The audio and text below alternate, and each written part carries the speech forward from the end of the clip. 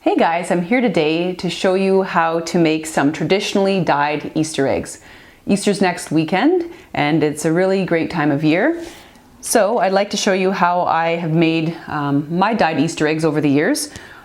What I have here are extra large white eggs, and how I'm going to dye them is by boiling them in a solution that contains the outer skin of the red onion. So as you can see here, I have a bag of onion skin that I've saved up over the year, just a little bits here and there. I've kept them in this little plastic bag to keep them contained.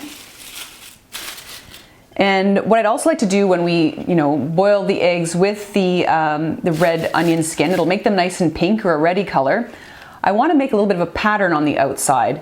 So I've grabbed some foliage from outside. Now you can grab, little bits of flower petals, grass, leaves.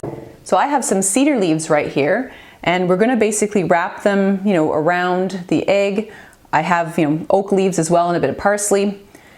And I will put the egg with the decoration in a piece of women's pantyhose and tie it up tightly so that while it's boiling, the dye will take up on the egg, and then when you remove it from the boiling water when you're ready and they're cooked, you take off the foliage and underneath you'll have a nice white pattern. It's really quite pretty. So let's get started. Okay, so first we'll get started. I'll just grab an egg here. These are raw eggs, of course.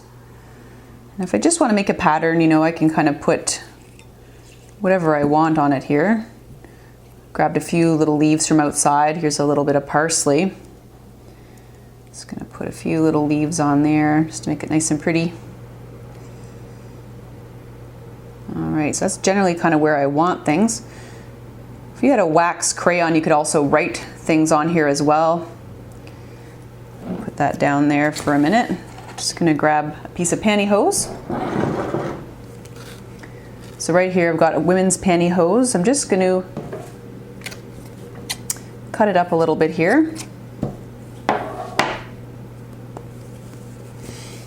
And then what I'm going to do is kind of put it on my hand like that so that I can capture the egg, with the leaves on it just the way I want it.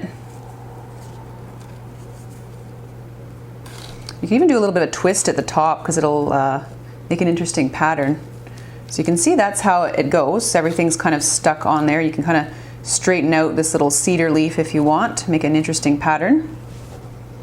You can either use thread or dental floss, or I have an elastic here to kind of tie off the top.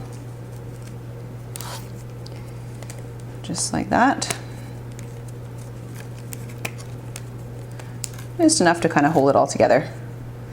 There you go. So there's one. Put it aside and we'll continue on. Well, as you can see, I'm finished with my preliminary decorations of the eggs. You can see I've got lots of interesting patterns there. I found an old dried bouquet of hydrangea, and so what I did was I used a little bit of those as well. You can see here I used a bit of grass. There's the cedar. Some pretty cool leaves kind of outside there. Just to decorate each egg. Grass, that's going to be pretty neat. I think that's going to look really good.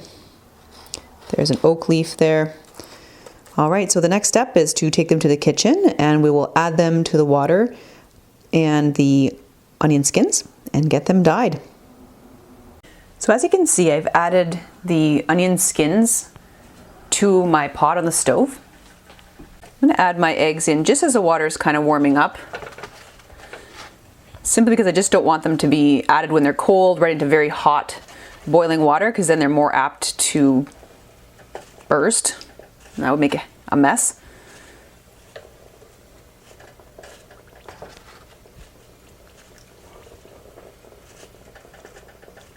We'll definitely want to boil them for a while because you want to get a nice rich color. And I should mention that, one way of doing it is with these onion skins, but some people use turmeric or crush some blueberries or, paprika or beet juice. All these really neat things you can use to naturally dye Easter eggs, and they're non-toxic.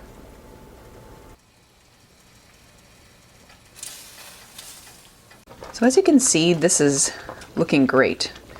See that really nice, rich red color. I don't know if you can see that there, but it looks really good. So what I'm going to do is I'm going to take them out of the boiling water here. They've been boiling for about 30 minutes. That'll give us that nice rich color. Of course, you can make them as dark as you want. You don't have to boil them that long if you don't want to.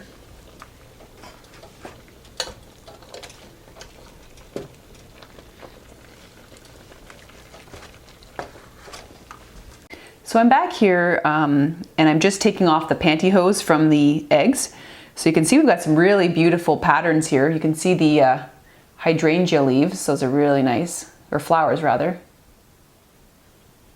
And I did one with some grass, so it made a really interesting pattern on the egg.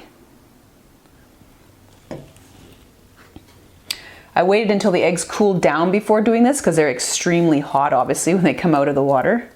You want to burn your hands. You just brush off the leaves or the flowers there. That's a really pretty one. It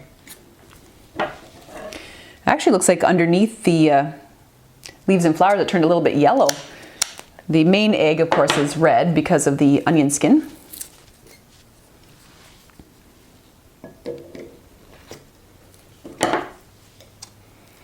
Now, I didn't have any fern, but that is another really neat plant that you can put on one of these eggs.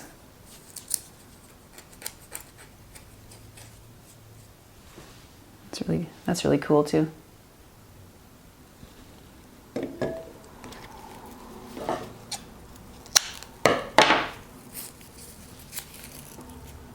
the final step is I'm going to take some olive oil here. You can use a bit of grease if you wish, but I'm going to basically make the eggs nice and shiny. So really highlight the patterns there. So just use a little bit of J cloth with a very small amount of olive oil or grease on there, just to oil up the eggs. This one here is pretty neat. It's got an oak leaf on it. It cracked a little bit, so I'll probably eat that one first. Got this guy left. And there you have it, guys. Naturally dyed Easter eggs for your Easter Sunday breakfast. As you can see, they look very beautiful and they're all natural. If you enjoyed today's video, don't forget to hit subscribe and thumbs up. And as always, have a great week and a happy Easter.